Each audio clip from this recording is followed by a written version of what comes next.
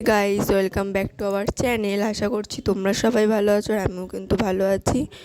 তো দেখো এখন বাজে ওই 4টে মতো, বিকেল 4টে মতো, আর এখনও ঘরে কত রোদ। মানে এই টাইমটাতেই ঘরে রোদ ঢোকে, যারা ঢোকে না। আর এই দুপুরবেলা শুলে এই রোদে আর শুতে ইচ্ছা করে না। তো দেখো আমি কিন্তু চলে এসেছি উপরে এই যে জামা কাপড় নিতে।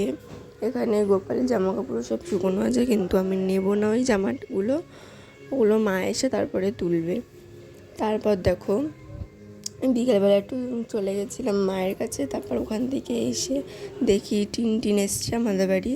আর টিনটিন অনেক দিন পর এসছে, আর ও তো গরমে থাকতে পারে না। আমাদের বাড়িতে যেহেতু এসি নেই, ওদের বাড়িতে আছে, ওর জন্য এখানে আসলে কীরকম একটা হাঁপসায়। তারপর দেখো ও কিন্তু চলে গেছিলো কিছুক্ষণ থেকে। আর তারপরে আমি চলে গেছিলাম রান্না করতে। রান্না করেছিলাম শোল মাছের ঝোল আর আলু ভাজা, আর কিছু না। তো তোমরা কোথা থেকে কে আমার ভিডিও দেখো প্লিজ কমেন্টে বলো।